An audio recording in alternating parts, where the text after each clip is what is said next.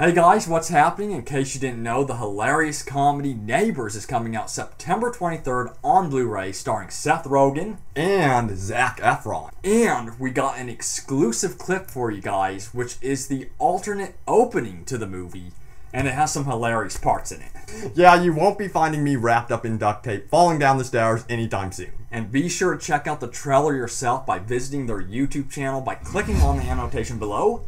And check out the link in the description. Oh, and don't forget to check out the DVD. Enjoy the Blu-ray, guys, and have some laughs.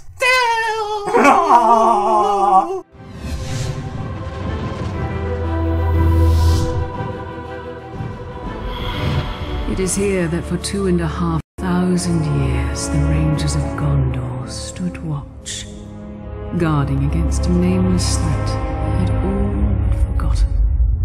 Hey fellow open world gamers, I'm taking over the show. No! Just kidding. No! I would never do that. But today we're talking about Middle-earth: Shadow of Mordor. My name's Ryan, and I'm joined with my brother Robbie. Hey guys! So enjoy the show, guys, as we explore the realms of Mordor. Oh yeah, here we go. My precious. Give me the ring! While the strength of Gondor faded, the power and malice of Sauron grew in darkness. He has returned to Mordor. Shadow and flame have fallen on the Black Gate, and no mortal man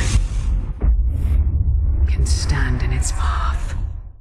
Hey fellow open world gamers, this is Ryan with Open World Games. I've taken over Open World Game. I don't think so. Hey guys, it's Robbie as well, and we are talking about Middle-earth: Yes, Shadow we are. of Mordor. This is a Lord of the Rings open world game, and it is looking incredible. The more I see of it, it looks great. So we're going to be going over absolutely every single imaginable detail about Lord of the Rings Middle-earth: Shadow of Mordor. If you have questions about Middle-earth: Shadow of Mordor, this is the video to watch. We're going over details about the story, about the open world, game length, and so much more, so stay tuned. So Ryan, from what we have seen from Middle-earth, what do you think of the game so far? Well, first of all, I think the premise of the game is very unique. As you know, it's called Middle-earth: Shadow of Mordor.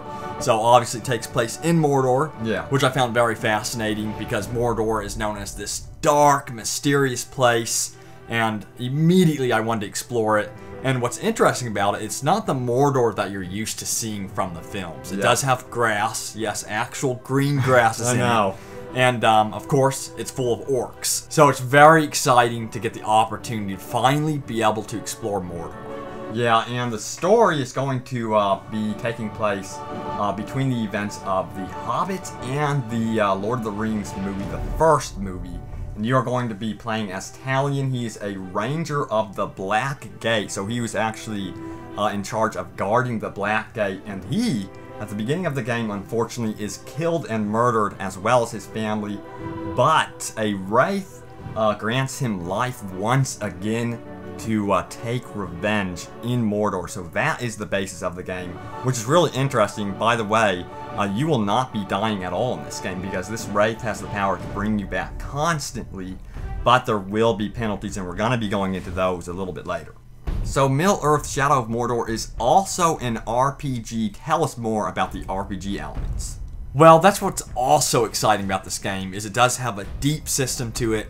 There are skill trees in this game, and skills are divided between Ranger and Wraith. So, for instance, you can augment your sword by defeating special opponents, and you can also upgrade stealth, combat, unique Wraith abilities, all kinds of different abilities of your character, which is extremely exciting because this is actually going to be a deep game. You're going to actually be able to upgrade things like sprinting, teleporting, slow motion, and so on, like ranged attacks and more. So it's very exciting to have this deepness to this big world. You know, they're not making it shallow from what I've seen. It's going to be a very deep world that you can explore and really dig your feet in. So what are you going to do, Ryan? Are you going to go after stealth or combat in this one? Well, you know me, I'm all about combat. Me too. I'm just going to go Yeah. all out, swing my sword. Yeah. And that's another thing about this game. The combat in this game looks very promising. It's very quick, it's very action-oriented, it's not delayed, it just looks very responsive, and that's what I really want. There's a lot of games out there where, you know, the action element of the game seems to be delayed. When you press the button, it doesn't respond as much as you want it to. This game looks responsive, quick, and fun. And yeah, the combat is actually comparable to the Arkham and Assassin's Creed games. You can also parkour up walls, just like Assassin's Creed, and do counters and takedowns in this game. So it's going to remind you a lot of Batman. If you are familiar with Batman Arkham games and love those, and you know who you are, that's just about anyone, right, you're going to love this game. So they really have gone after that field. But like Ryan did mention, it looks a lot faster, and in my opinion, I would agree with that for sure. So we're going to also talk about another unique feature that makes this game stand out. It's called the Nemesis system, which affects gameplay greatly as you progress throughout the game. Go ahead and tell us about the Nemesis system. So the Nemesis system is extremely unique to this game. I really haven't heard of a game with a system like this. In this system, the orcs, your enemies, will actually learn from your mistakes, and they will become more difficult when you die. You will be resurrected by this wraith, and then after that, time will have progressed, and you'll actually lose any information you have collected from spying, so there are penalties in that regard as well. And the ranks of the orcs will actually shift around, so you can see a peasant in this army rise up to become a major threat throughout the game. So if you're defeated over and over again by certain enemies, they will become a threat. And in fact, they do have their own weaknesses and strengths. If you find out their weaknesses, like capturing a certain animal and bringing it into the battle, you will likely gain the advantage. So it's really important to pay attention to that sort of information as well. So if I were to bring a bunny in, for instance, a cute furry bunny, they would all run away. Yeah, there is that in the game. There's like animals like that, like birds you could bring in. Oh, that's and great. They will get freaked out if you do that. I think that's hilarious. I love It's like that bringing a type of mouse to an elephant. Yeah, They'll run. Yeah, exactly. Oh, and by the way, past encounters will be remembered through dialogue. So you'll talk to the enemy beforehand, and then you can potentially die, and then he will remember that, and then you'll have another conversation about your battle that you have previously experienced with him, and then any information gathered will be lost. So, kind of similar to the Nemesis system, this is also a very unique feature to this game. It's where you can basically do as it says, dominate enemies, and this is with the help of your Wraith power. So, you'll be able to interrogate your enemies and actually send them on missions on your behalf. So what that means, you can follow them in the open world, see what they're up to, see them complete their own missions, and gain intelligence on them, which is very cool. Yeah. And it just adds this, again, this whole depth to the game. Yeah, that's incredible how you can actually watch them through the entire process of their mission. There is no break to it. You can actually ride a mount and then watch them perform an assassination, watch them spy, and then help them along the way with their mission. That is so cool. And another thing I wanted to mention, you can also actually ride larger creatures like trolls and mount them throughout the game. So this means that you can have control over these massive beasts and take out a large number of enemies, which is exciting because, you know, watching the films, they did that in the films, and I just love that, having the ability to take control of massive enemies. For you Lord of the Rings fans, this is sounding like a dream game. Yeah, exactly. We are huge. We are Lord of the Rings fans. Yeah, fans of Lord of the Rings and Star Wars. Yeah, of course. Yeah, those are the two big ones. Yeah. So in terms of the actual world itself, we're going to dive into the different elements of the world, such as the day-night cycle and even weather. Tell us a little bit more about that, Robbie. So it has been confirmed that we will be seeing weather and a day-night cycle, and apparently they have major influences to the gameplay. So it may help you to go stealthy at nighttime versus daytime, and then weather. I'm not sure what role that will play in gameplay. I'm hoping that it's major. Maybe it will help you with stealth, but it's so cool to see this more and more in open world games. Another game that is doing this is The Division. I'm really thrilled to see that the visuals are impacting the actual gameplay. Also, the map size and game length. What can we expect from that? Well, the game story is roughly around 20 hours long, and then there's going to be side missions. Unfortunately, there are no details that I could find about the map length, but from what I have seen, the world looks pretty big, and from what I have heard from other reviews and previews, is that yes, the world is huge. Yeah, and looking at this entire world the developers have worked on, including the enemies, the characters, the atmosphere, everything looks like Lord of the Rings, which is extremely exciting, and that also includes the weather. I'm excited to actually play in the rain in this game because one of my favorite battle scenes was in the Lord of the Rings, The Two Towers. That rainy scene is Helm's just so... Deep. Yes, Helm's Deep. That's That what it was. That was awesome. one of my all-time favorite scenes in the Lord of the Rings trilogy. And it's exciting that they're bringing this atmosphere to the game. And let's hope that this means that we get a sequel. Let's hope it's a successful game. Man. It's high ratings, and all the Lord of the Rings fans buy this game. That would be awesome. A sequel with co-op Yes. in an open world, It is, Lord yeah. of the Rings game would be incredible. Yeah, because that's one thing that we did want to mention. Unfortunately, it does not have co-op in it. But let's hope that, again, that it's successful and that we get a sequel with full-blown co-op. So no co-op, no competitive multiplayer, no multiplayer at all. This is going to be a strictly single-player experience, which is okay to start out with. That's great.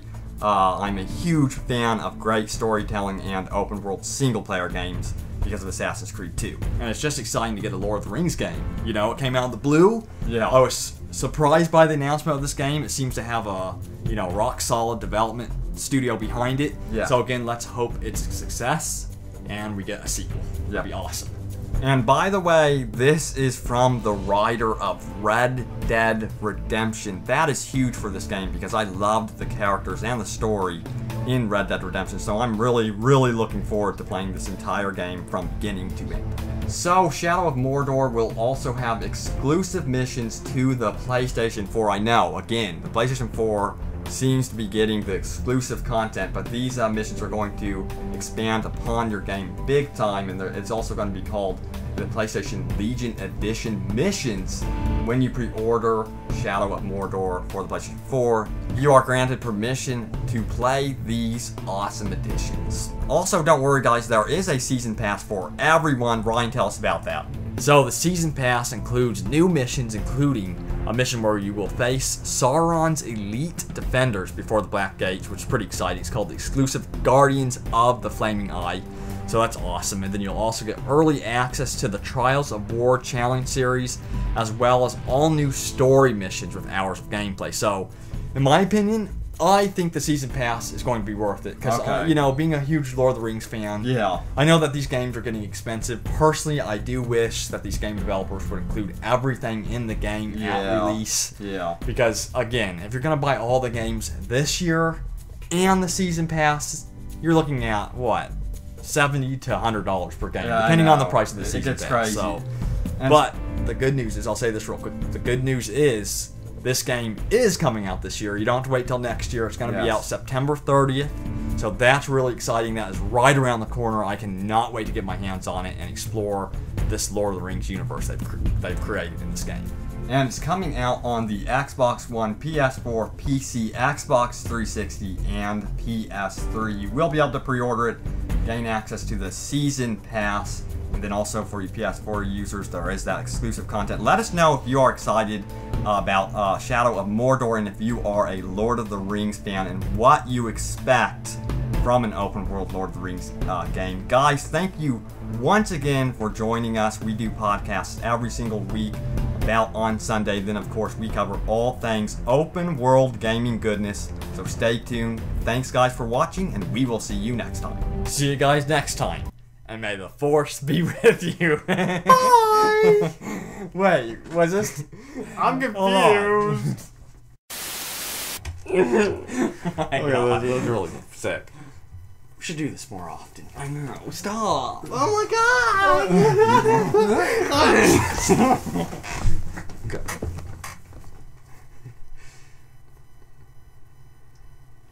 What's going on? Are you doing it? Yeah, you're introducing the video again. Did we say we didn't say what we're talking about yet? Or did we? You need to do it from the beginning. Something's wrong with Robbie. Do you want me to do it? Can I No, try? no, I'm not introduce singing myself. with you. Can I try No, it okay, once? okay. Here we go. Hey, fellow Hey, overlords. guys. No, stop. Welcome No, to a new episode no. of Lord of the Rings. We're talking about Middle Earth. No. You won't let me do anything. Okay, go ahead. So Middle-earth: Shadow of Mordor is also an RPG. Tell us more about the RPG elements. Well, an RPG stands for role-playing game. Just kidding. Oh Here, I'll my go ahead. god.